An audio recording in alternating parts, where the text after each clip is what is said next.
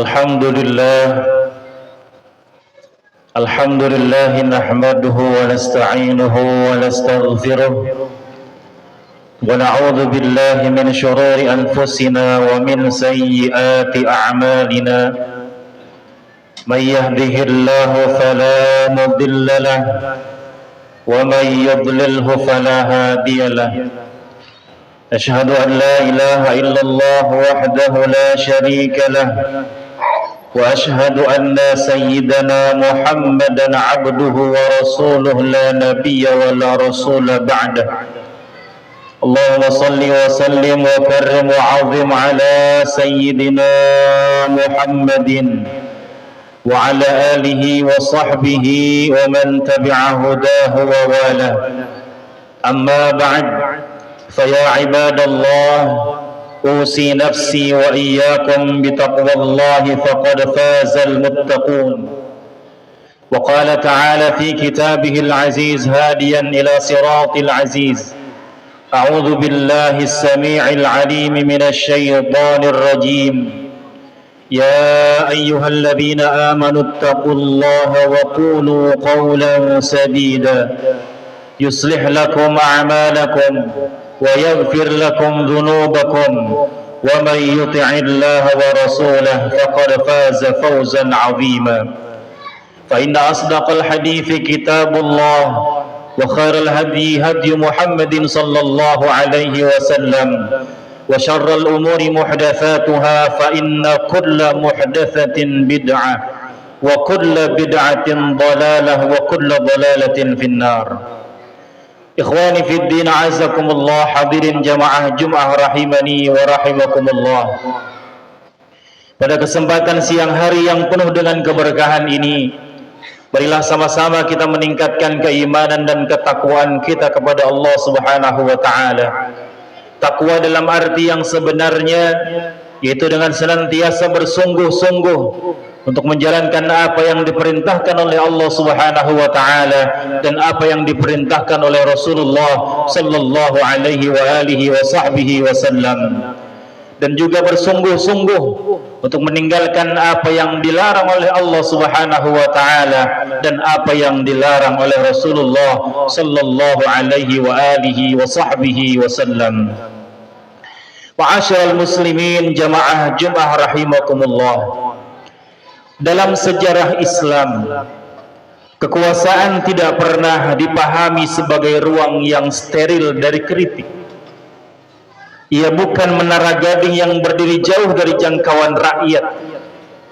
Justru sejak awal, ia dibangun di atas kesadaran bahwa manusia yang memimpin tetaplah manusia biasa, yang bisa benar dan bisa salah. Maka tidak mengherankan jika Abu Bakar As-Siddiq ketika pertama kali dibaiat sebagai khalifah tidak mengumandangkan dirinya sebagai sosok yang sempurna. Ia justru membuka ruang koreksi di tengah legitimasi kekuasaan yang baru saja dia terima. Dengan suara yang jernih ia berkata, "Wahai manusia, aku telah diangkat sebagai pemimpin kalian, padahal aku bukan orang yang terbaik di antara kalian. Jika aku berbuat baik, maka bantulah aku. Tapi jika aku berbuat keburukan atau perbuatan yang menyimpang, maka luruskanlah aku." Begitu pula Umar bin Khattab, sosok yang dalam banyak riwayat dikenal keras dalam prinsip, namun lembut dalam menerima kebenaran. Ketika ia dilantik menjadi kepala negara, ia tidak menutup ruang dialog di antara penguasa dan rakyat. Dalam sebuah pidato pelantikan ia menyatakan, "Wahai rakyatku, siapa saja yang melihat ada yang bengkok pada diriku, hendaknya ia meluruskannya." Mendengar itu seorang Arab Badui, orang pedalaman yang tidak dibebani basa-basi politik kekuasaan, menjawab dengan spontan dan tajam, "Demi Allah, wahai Amirul Mukminin, kalau saja aku menemukan kebengkokan pada dirimu, aku akan meluruskannya dengan pedangku ini." Merespon itu, Umar bin Khattab justru bersyukur dan berterima kasih jika ada yang berani menunjukkan kesalahannya. Bahkan Al-Imam Al-Ghazali pernah mengungkapkan, "Kana Umar bin Khattab radhiyallahu anhu yaqul, rahimallahu imra'an ahda ilayya uyubi." Umar bahkan mendoakan kepada orang yang memberikannya, menghadiahkannya berupa aib-aibnya.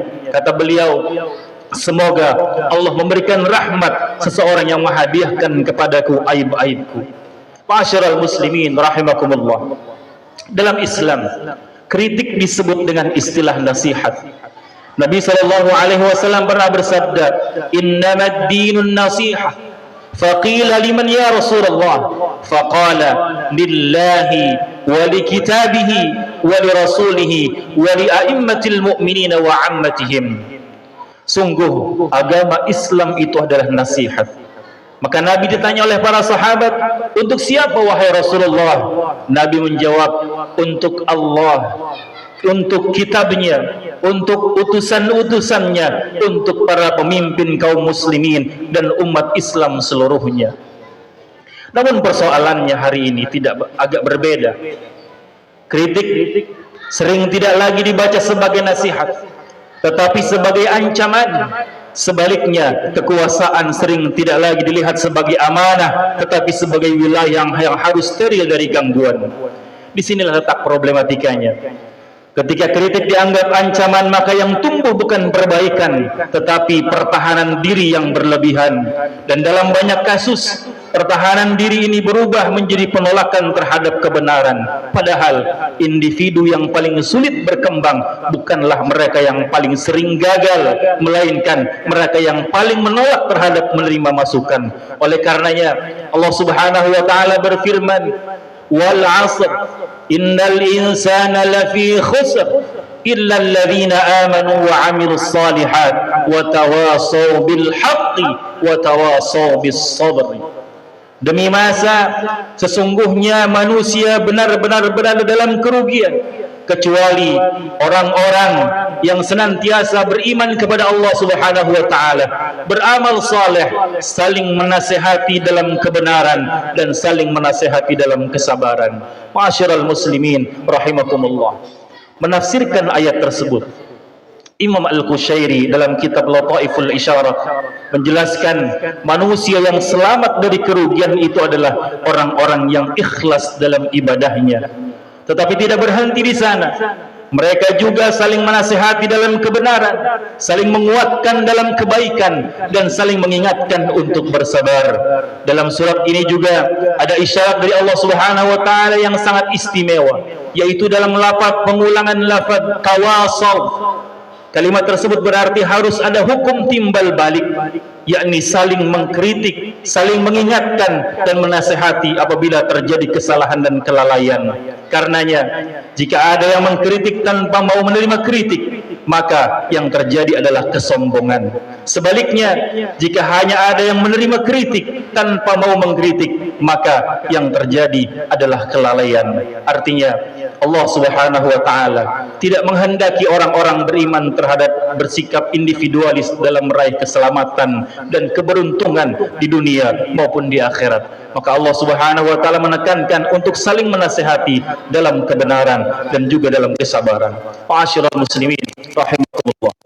Menerima kritik adalah keterampilan yang harus dilatih, bukan bakat yang dimiliki sejak lahir. Dibutuhkan kerendahan hati untuk mengakui bahwa kita tidak sempurna, dan dibutuhkan kebijaksanaan untuk memilih masukan mana yang layak dijadikan sebagai evaluasi. Maka dari itu kita bermohon kepada Allah Subhanahu wa taala agar kita dijadikan orang-orang yang beriman, orang-orang yang saling nasihat menasihati dalam kebenaran dan dalam kesabaran. Semoga Allah berikan kita kekuatan istiqamah untuk tetap terus berada dalam jalan kebenaran, dalam keimanan dan keislaman kita kepada Allah Subhanahu wa taala. Barakallahu li wa lakum fil Qur'anil 'azim. Wa'ani wa iyyakum bima fihi minal ayati wadh-dhikril hakim. Wa taqabbal minni wa minkum tilawatahu innahu huwas samiul 'alim.